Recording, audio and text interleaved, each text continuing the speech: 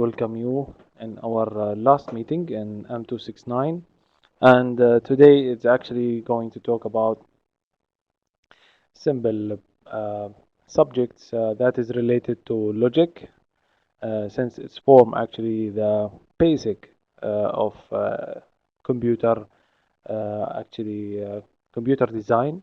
So without a logic, none of our computers actually have the capabilities to work. Even your processor has one of the core component, which is called arithmetic logic unit, ALU, which is responsible for carrying out and processing all the logical operations. So today we're going to talk about the prepositional logic and predicate logic, and then we will move to the Turing machine, and then the computability and limits of computations. Since we have several actually hardware and software limitations. So starting with the logic, which is actually has a great impact on computer science, since it is available in every single aspect of computer science. So it is in term of digital logic design, we can find it in as type of propositional logic. In SQL query, it's also in the database. It is one type of the logic. In programming languages, we have one separate language that is for logic design, for logic targeting logic formulas, and it's called Prolog, which is not being taught nowadays. And it is part of the design, validation, and verification in software engineering and inference systems in artificial intelligence. So we can find it in every single part of the computer science. Now, the syntax of propositional logic, it can come actually in different types or connectives. We have, for example, this, which represent the OR. This symbol actually like V, represent the OR operation, and negative or not, implication or if then, using this symbol, this arrow. And we have the if and only if. And in the next, we are going to see the truth table actually, which represent every single logical operation. Like for example, the OR, the output is true if only one of the inputs A or B is true. As you can see here, true, true, give me true, true, false, give me true, false, true, give me true. Only when it is false, false, the result or the output is false. For the AND operation, it is the opposite. The only case or the only way to get true if both input is true. So if one input and the other is true and the other is false, you will not get true. Negative is just the opposite of the input, so it takes only one input. So if the input is true, the output is false. If the input is false, the output is true. And the if then, it is actually false. It is false if A is true and B is false. Only this case where the output is false. When A is true and B is false, and the rest is true. That is if then.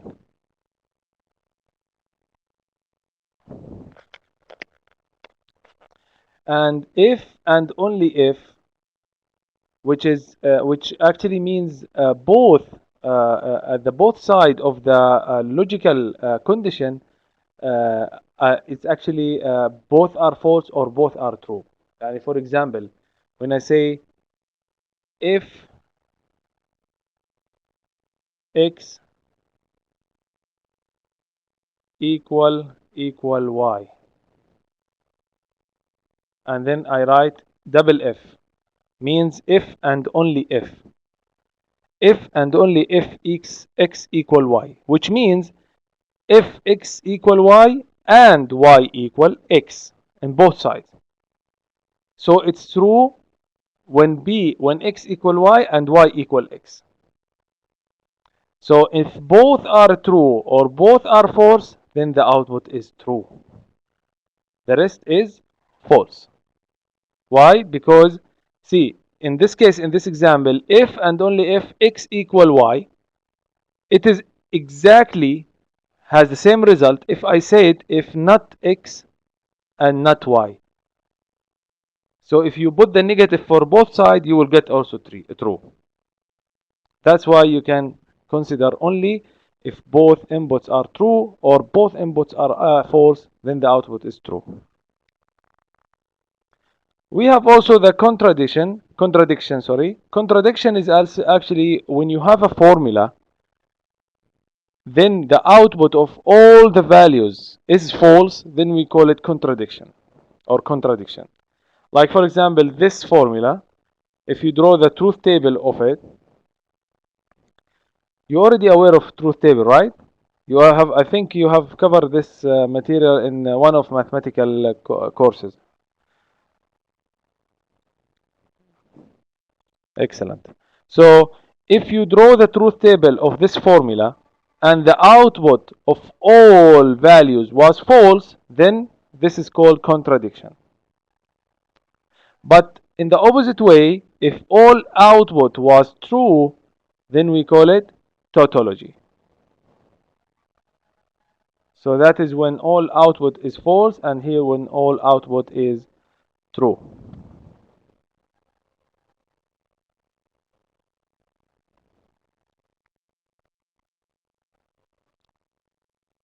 Now, what if we have some value true, some value false? Then we call it contingency.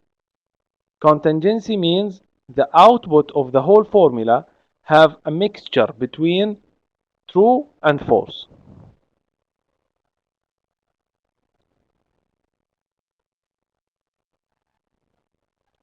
Now, if you want to prove that two statements are logically equivalent or not, then all what you need to do is to draw the truth table of both formulas. And if the output is the same in both formulas, then we call it logically equivalent. See, for example, here. This is the truth table of this function, right? This is the output. And this is the truth function of this table. So if I ask you, is this function and this function are logically equivalent? Then the answer is no. Why? Because look at here, the output here, I have false, I have false. Correct, good. They are equivalent. False, false, good. False, true. Then they are not, yes, we have different outputs. So they are logically not equivalent. This is how we should prove the equivalency and checking and examining the equivalency of two logical functions. So it is by matching truth table.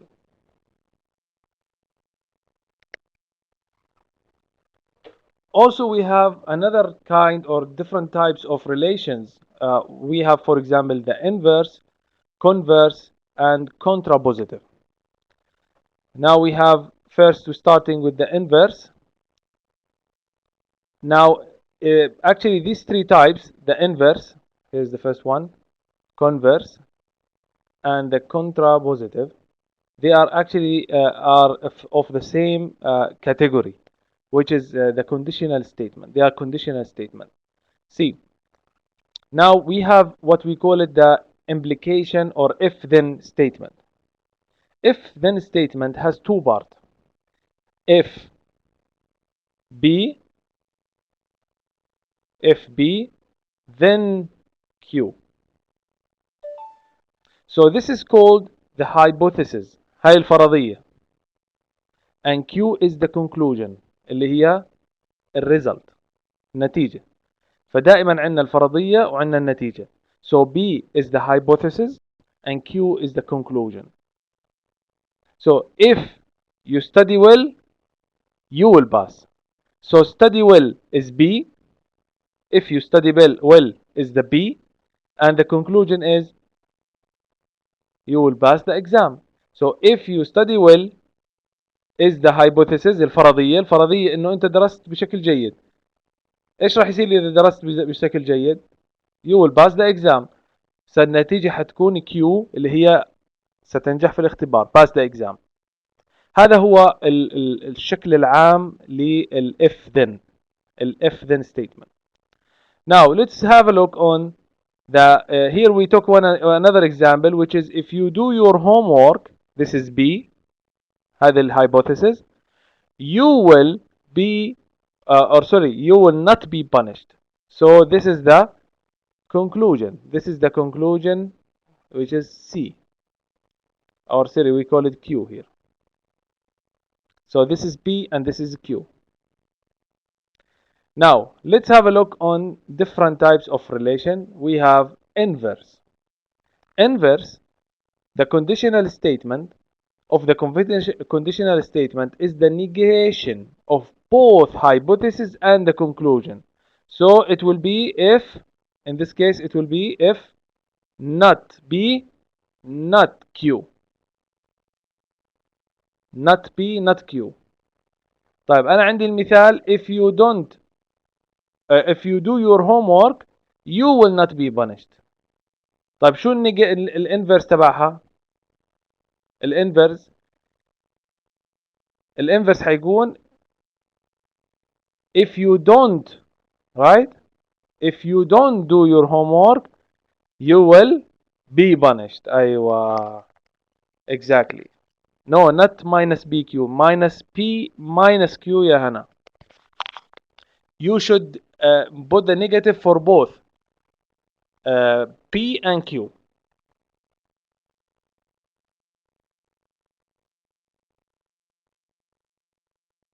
You will be punished, yes. It was, Q was originally you will not be punished. So it will be you will not be punished. So not with not become positive, right? You get the structure. Okay, excellent. So this is called inverse. Type converse. The converse of the conditional statement is computed by interchanging. You switch. The hypothesis become conclusion and the conclusion become hypothesis. Example, instead of saying if you do your homework, now we will talk about the punishment. So you will say, as example, you will say if you will not be punished, you don't do your homework. See, if you will not be punished, you don't do your homework. And that is the converse.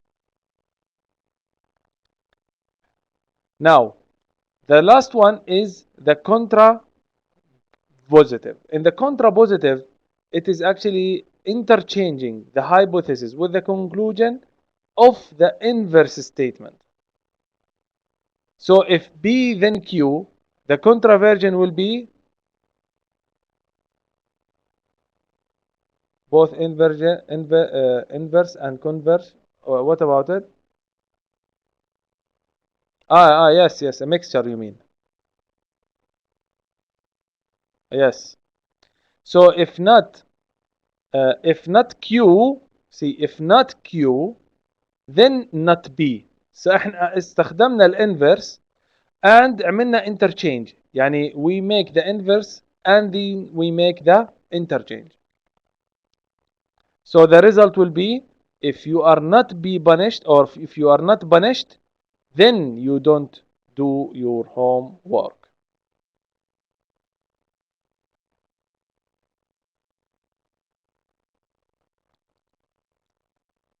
Okay, great.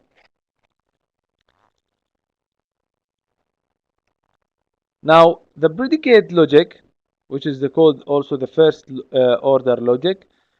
A predicate is an expression of one or more variable defined on some specific domain. So it is actually some variables which are merged together to make or to represent some formula.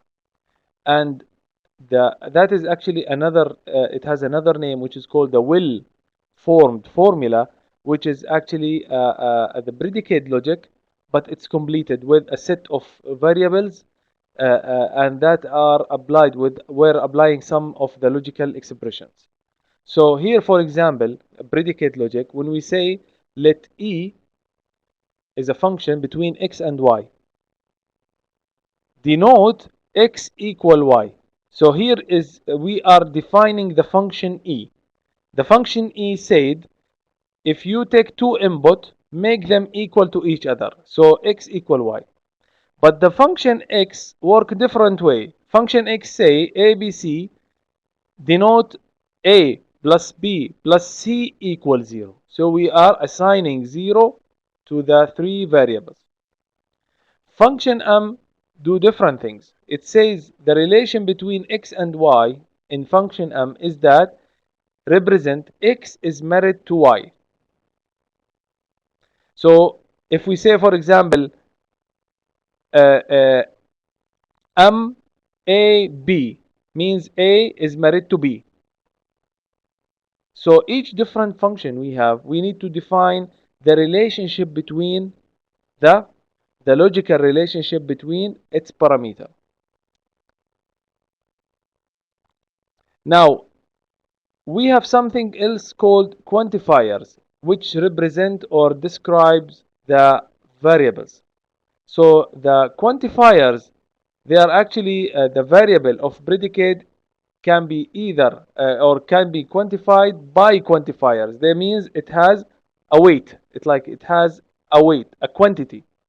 So there are two types of quantifiers, either universal quantifier or existential quantifier. In the universal quantifiers, these are now we are describing what? We are describing the variables. So here, when we say in the universal quantifier, for all x, then b of x is true. For all x, this is how we read it. For all values of x, then p of x is always true. For example, man is mortal. So we have man and we have mortal. So man is mortal. It's a statement. It has a variable called man. So can be transformed into the propositional form. Yes. So into the propositional form for all x, bx. So here is bx is the predicate with which denote x is mortal, and the universe course, this course is all men. So here, where is the x? What do you mean by bx? Which one is bx and which one is x? Based on this example, when I say man is mortal, and it actually describes the condition for all x, then p of x is what is true.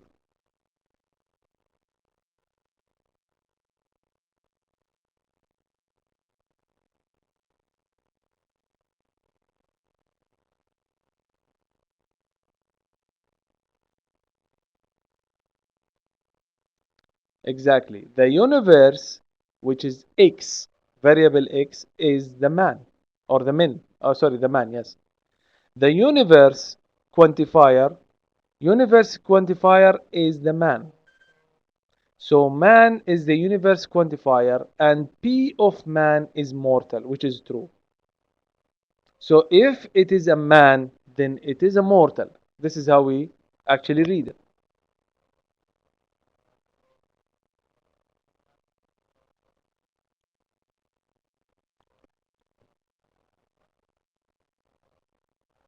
Now the other one is extensional. Extensional means it's sum of, part of, not all of. Yes, part of. So for some, this is how we read it. For some x, variable x, we will find b of x is true. So this is for some, not for all. This is for all. That's why you will see in the statement, some people are dishonest. So we can find that this is extensional quantifier. So for some values of x, we can find some px as true. So for some people, so x is the people, we will find bx, which is dishonest as a px true. Sometimes we have nested quantifier if we use actually a quantifier which can appear in the scope of another quantifier. So we can call it nested quantifiers. And here we can find, for example, because here if we use a quantifier that appears within the scope, so you might find in a statement that you have sum of and for all in the same statement, which means this is a nested quantifier.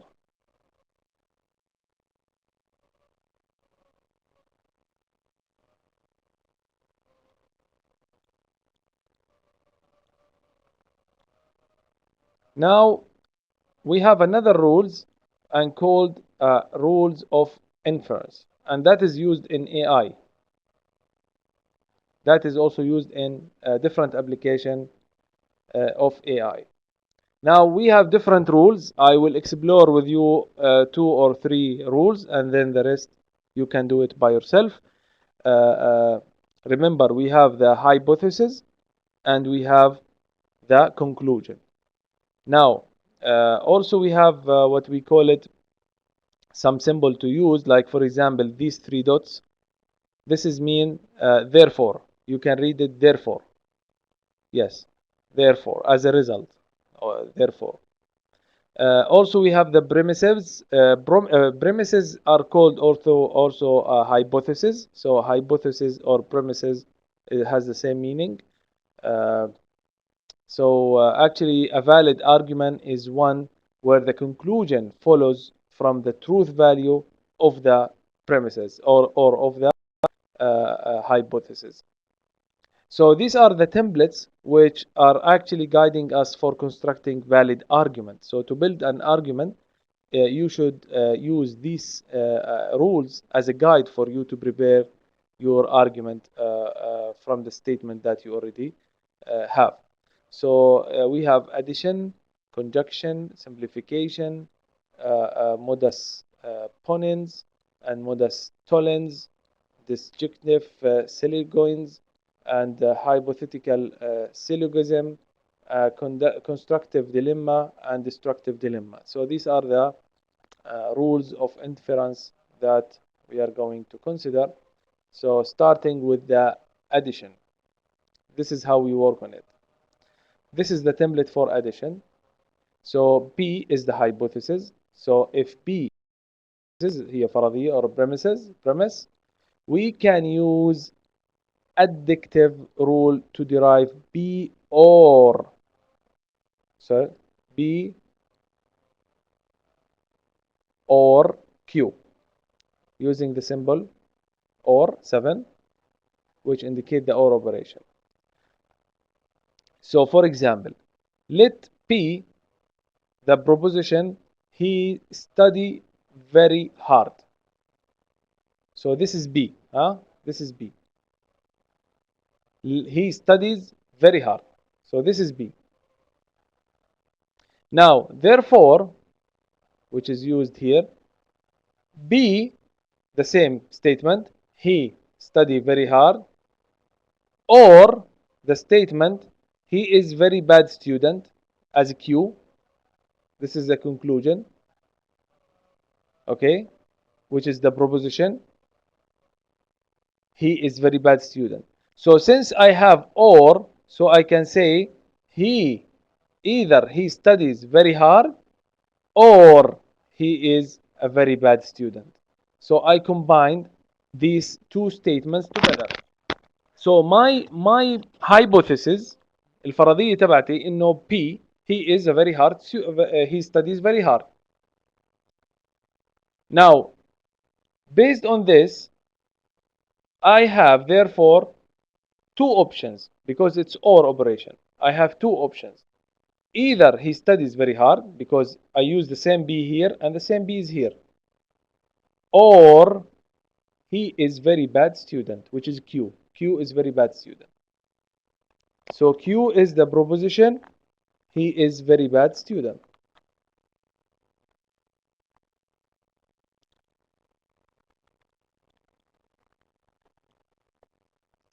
Clear? Shall I move to the simplification?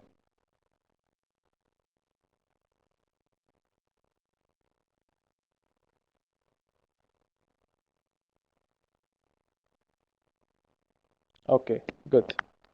Now in simplification, if see if B here the point is here now in solving many problems you need to prepare your hypothesis. دائما احنا لما نحل مشاكل اي مشكله بتواجهنا لازم نعمل فيها فرضيه ونعمل في لها conclusion.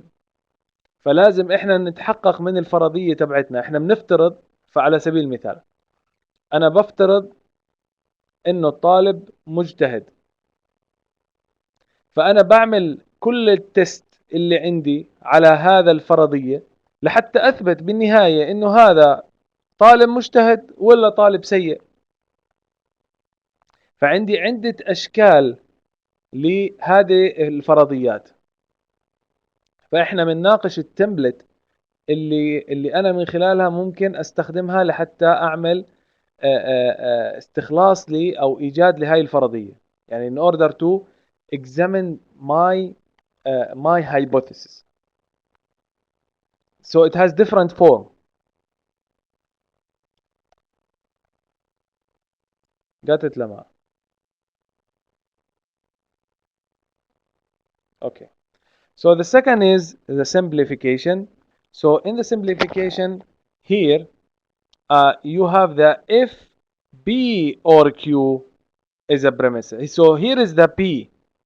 هاي الفرضية صارت بهذا الشكل. B and Q.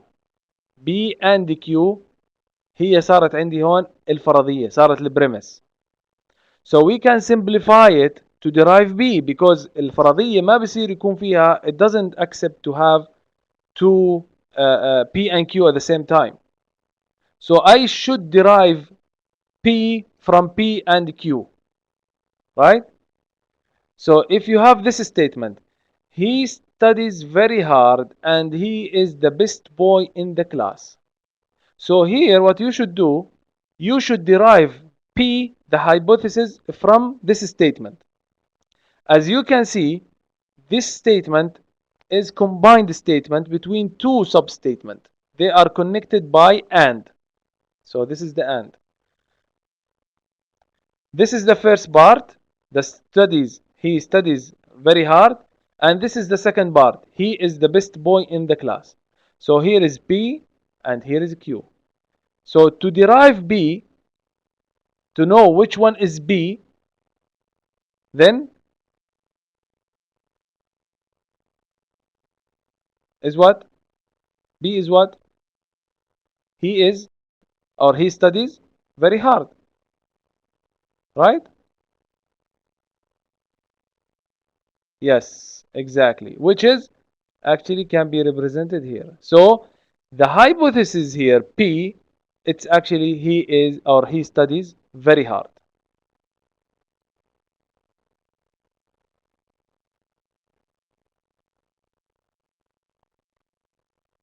Yes, is the conclusion.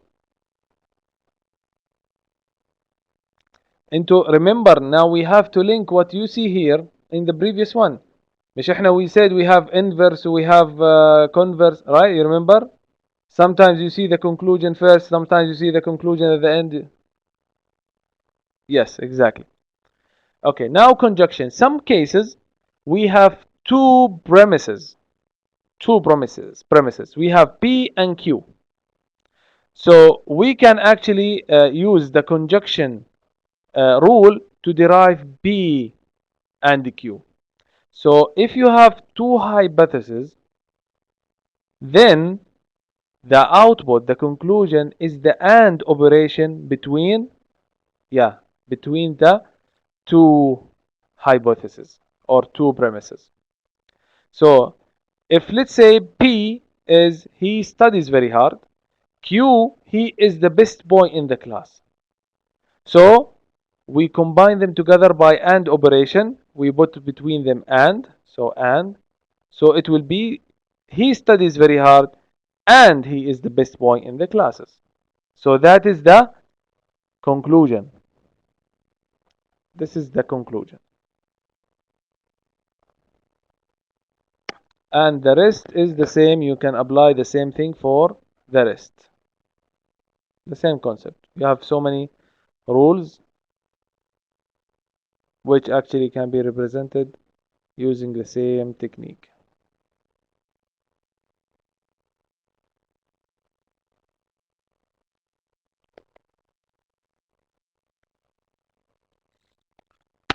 Now moving to the second part, which is the Turing machine. Now, Turing machine, it's very important since especially in the field of computer science and the computer security.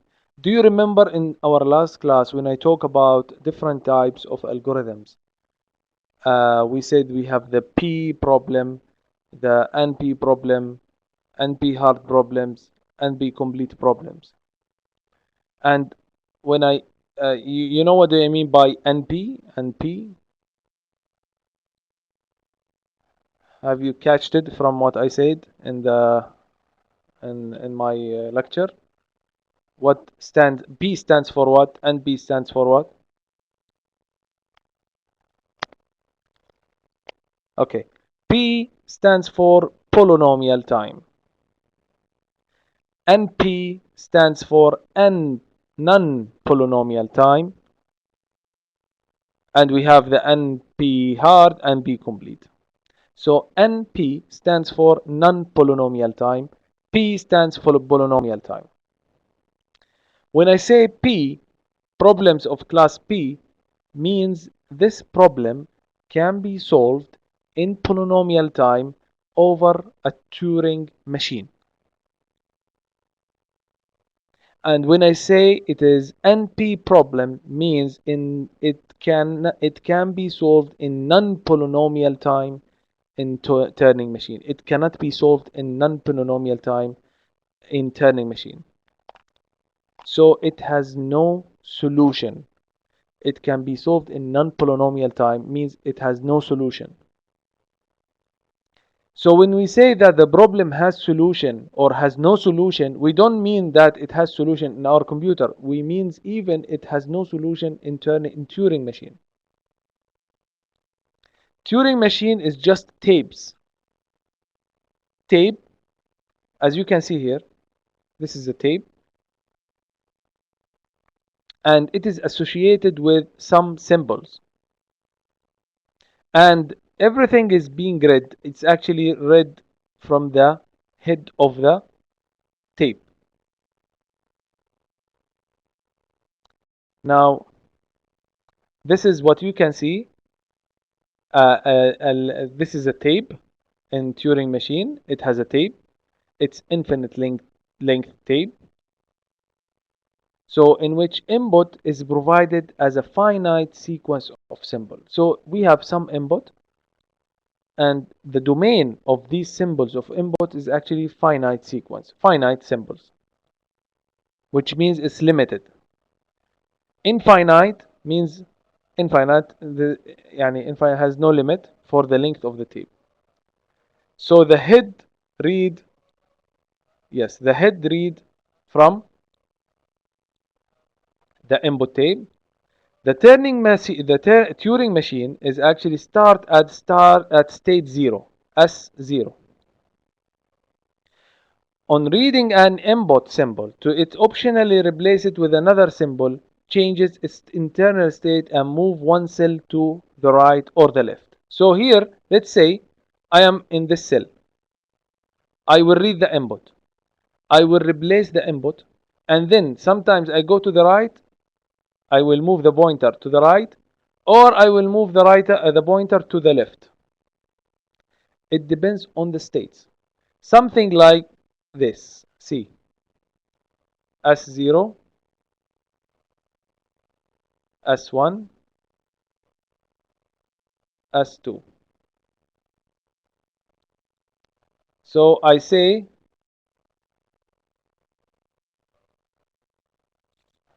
0,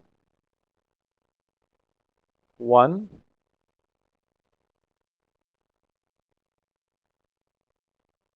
1 0. Now let's say you are at state 0. This is the starting point.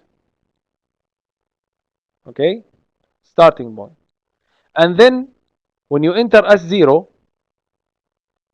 you have one input. The only input available for you is 0. So you have S starting from S0. You have the value 0. What will be the output? We will go to the edge which is leading you to the output. Here it will lead you to 2, right? So the result will be 0, and you will go to S2, the new state. You are changing the state from S0 to S2 because you have one arrow only. S2 will go to S1 again, to S0 by the output 1. So the output will be 1 and the new state will be S0, and so on. Of course, in this diagram I did not have enough arrows to go here and here, as you can see. So you have more transition between states. So what I mean by the state here, you are going to start with the state as 0. Based on the input, you can go either to the right or to the left after you modify your current symbol.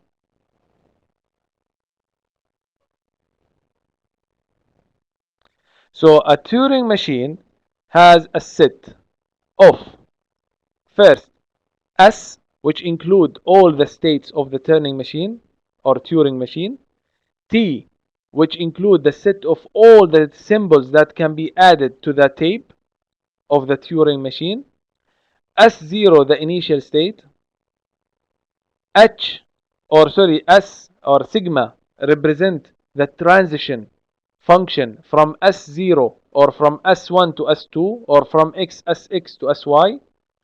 And H is a set of halting state where we need to stop. And of course, H is part of the S. Yes. Of course, we are going to take an example which clearly shows how the Turing machine is working. So Turing machine, this is the why it is part. Okay, you mean why H is part of S?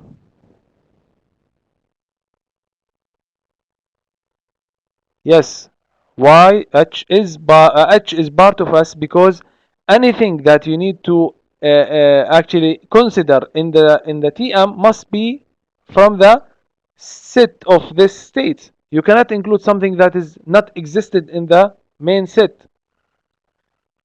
Like for example, I will tell you this. Now in the keyboard, in your keyboard, now in your keyboard, okay, I think there was a problem in the sound. Is everything okay now?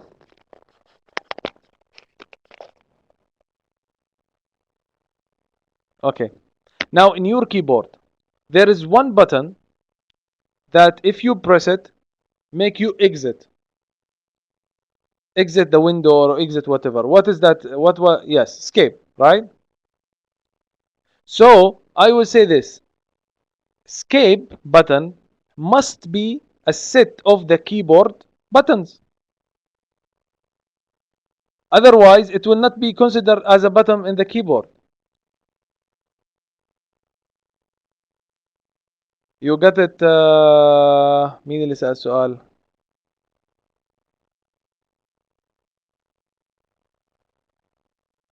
لما okay.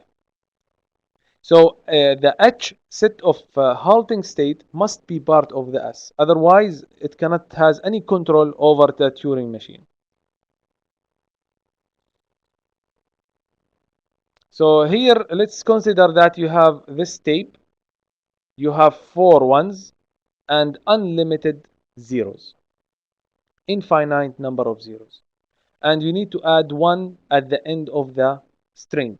How to add 1 at the end of the string? Where is the end of the string? Here is the end of the string. Here. Not here. Here. So I have to add 1 at the end of the string. So the new state should be like this. Here is the one, the extra one. Look at this state. I have two transition functions. One is taking me from S0 with input 1. Then this function will move me to S0 with 1 as output and go to the right. But if the input was 0, then halt, stop, and the output is 1. And the condition is stop. Let's see how. Starting from here, this is S0. Okay, state 0. What is the next input I have? 1. So S1 will move me to next, which is S0. S0, 1. It will move me to S0, and the output is 1.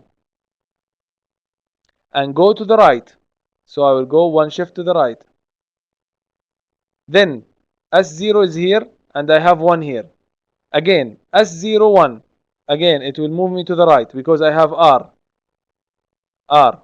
So it become here. R become here. Still have next one. R become here. Now I stop here. See. Now S, the next is 0. So I need to use the second function. So what you should do this now. H, halt, stop, and add the 1. Exactly. So that is the 1 added here, and I have the H indicating the stop. So I have no more states. No more states. So what control the movement of the current or the next state is the transition function. The transition function. Is it clear, guys?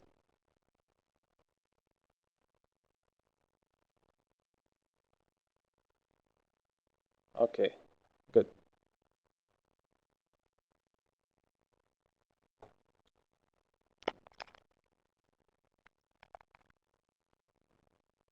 This is another exercise.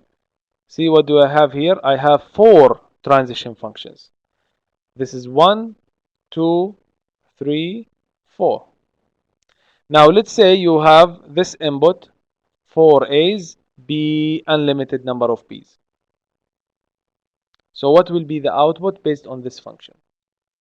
Starting with the initial state. S0, this is S0. Now S0 will start reading here the first letter, which is A. So which function which is associated between or associate S0 with A? Which one? Number 1, 2, 3, 4. Exactly. لا يا Wood. We are now in state 0. So we need a function between S0 and A. Second one.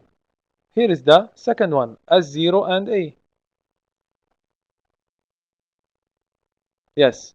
طيب. If you have S0 and input is A, what should you go? Where you should go? You should go to S1 and write A and go to the right. Then the next state is S1. So I go to S1 now. And of course, I move the A. I write the A in the second one to the first one. Now, I need to find S1 with A. S1 with A is the fourth one. So I move to S0 again. So I will write S0 next. Then I will write A and go to the right. So I write A and go to the right. Now S0A. Again, S0A number 2. Right? So I will write in number 2, it show me go to S1. So I will write next S1 and write A. Now you have S1A, which is number 4. Now you go again to S0. Sorry, here we reach to B. Yeah, here we reach to B. Now we have B. S1 with B. because you reach S1. Now S1 with B.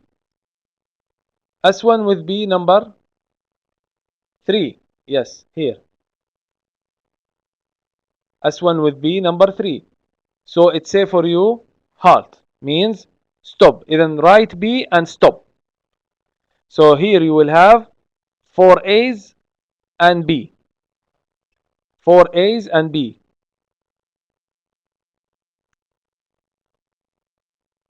And B and stop. Yes.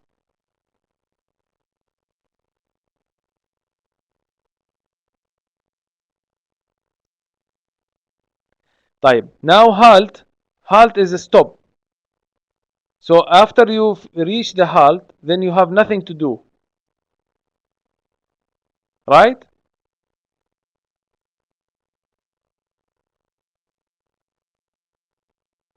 Exactly.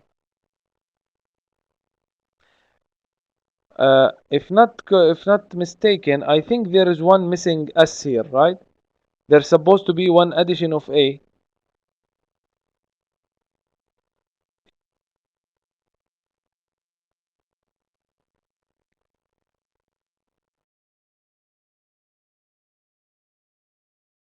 Yes, there is one missing step here, which is adding one more from S1. It goes again to S0, A. So we add one more A, and then we reach to the B, and then halt. Yes. So there is one more transition to S0 before we go to S1, the last S1, and then gone halt. So we have one more S0 here.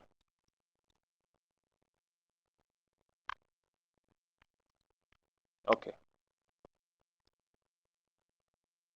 So that is what I told you just now, the Turing thesis. Actually, any mathematical problem solving that can be described by a mechanical procedure or by algorithm يعني, can be modeled by Turing machine. That is the thesis. It's not a theorem because nobody can prove the against actually or the opposite of this.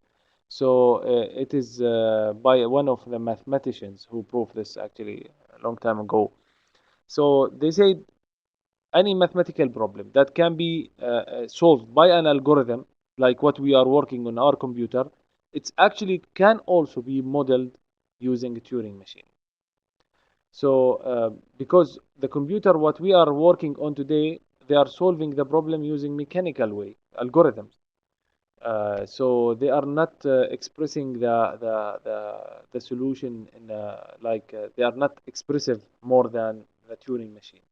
So they say by what I mean by this, anything can be solved by our computer can be solved by the Turing machine as well. Now, the halting problem in a Turing machine, if you are given, for example, a problem or a program and some input, and you need to determine if the given program will stop for some input or will not. Actually, if it doesn't stop, it means we'll go in infinite number of loops, which is actually the problem, or this problem is unsolvable. Means of course, we have some techniques. Somebody might raise a question, oh no, we have exception handler in Java. We have some techniques that are helping us to solve this problem instead of actually going in infinite number of loops when you are running the algorithm with improper inputs. We are not talking about this kind of solutions. We are talking about how to solve this problem actually in halting, not in halting in Turing machine, not in our mechanical algorithmical solutions. So Turing thesis is actually, as I told you, is not a theorem because there is no proof for the thesis, and it's actually يعني till date there have no been not have been any conclusive evidence to refuse Turing thesis because everybody يعني there is no proof until now that say no, this thesis is not working properly. There's no proof till now. Uh, And of course, it's a very low level of language where it is actually is less than even assembly language. And assembly language, it even in assembly language we talk directly to the registers of the processor. It's even much lower in level than the assembly language. Now, in terms of computability, we have some limitations in computations. We have actually limitation in arithmetic, components, and communication. These are the limitation we are facing when we talk about the computation. When it comes to arithmetic, we have actually some problem in representing numbers. You know that in programming languages, there is a limit for how big is the number that you are dealing with, which you can represent. It's not limited. It is actually limited to a certain value. So the size of the integer number that you can consider in your program has some limitation. It has fixed size. So you cannot actually exceed that limit. Also the component, like for example, in the component that we have errors, some software, some or bugs caused by software or hardware, which makes actually do them fail. So it's based on an error, some errors or bugs. That is the limits on components. In communication, we have some limitation. When you send some data from side to side, there are sometimes some errors happen in the codes that is being transmitted between two parties. So we need to have techniques for determining where the error occur in transmission, and then do some alert for the system. In the other hand, we need to correct. Yani sometimes you find the error and you need to correct the error. The error might be very simple. Yani you are sending from your device 1101, and when I receive it, it is 110. So there is only flip between 1 and 0. So you need to detect the error and then correct the code or the error. So that is actually another limitation that is resulted from the communication. The limitation of software, especially the commercial software, they might have errors.